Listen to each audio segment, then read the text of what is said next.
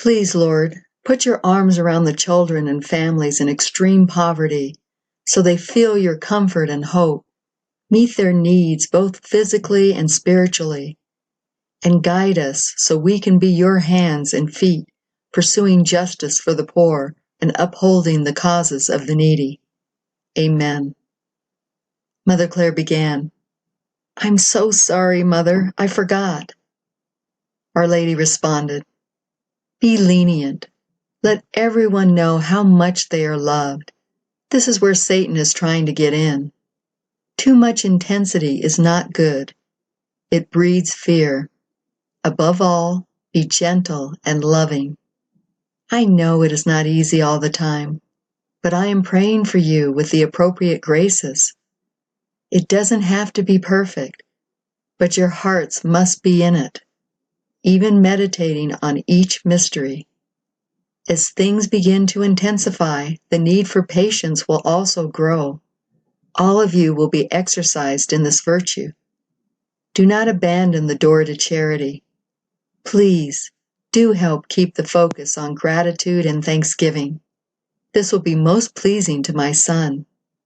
It will also help you maintain your peace. This is the most common way that Satan gains entry.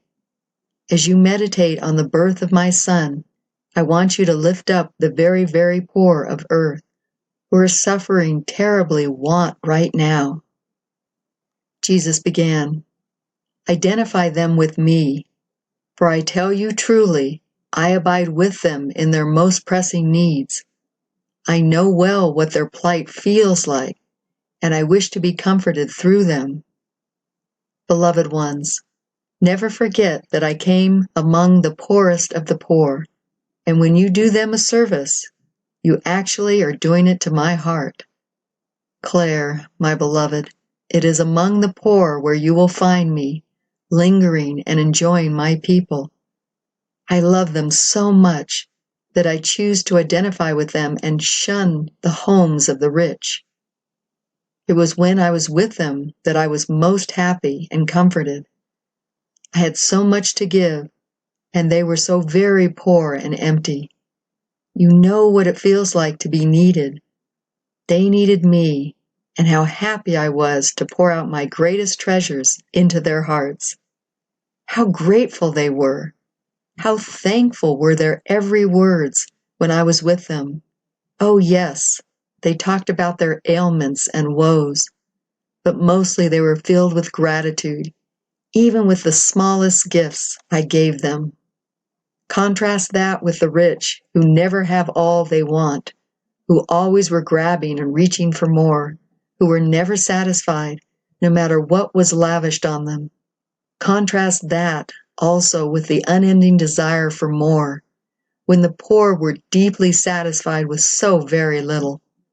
This is a danger in affluent countries. They have no idea what it is to want for even the necessities like toilet tissue. The poor make do without it. It is not the thing foremost in their minds. Many, many times it is me that is foremost. They cling to me for their every need because they have no other recourse. Your country is about to go through such a time as this. It will cause many to want to cease living. So entangled are they in their creature comforts.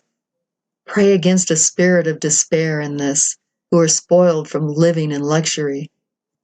Even those who retreat to private bunkers in the midst of chaos will not be happy. Pray for their souls. They have totally lost the perspective of what is truly important in their lives. They must get to the point that they are grateful to be alive. Then I will visit them. But how few will truly embrace me, even though I suffer for them, and can lead the way for them to come out of their warped lifestyle. You know what it is like to live on the edge. You know the sweetness of my providence, dropping into your lap when you needed it the most. They do not. That is one reason why most of them are not saved. They could get anything they desired with such ease that being in severe want is foreign to them, and the enemy is counting on them wanting the non-essentials so badly that they are willing to lose their souls to get it. These we all must pray for. The time is very near. So what am I saying, my precious ones? Be more grateful for all that you have in this very special time of the year, and pray for the destitute, that I will visit them with my love.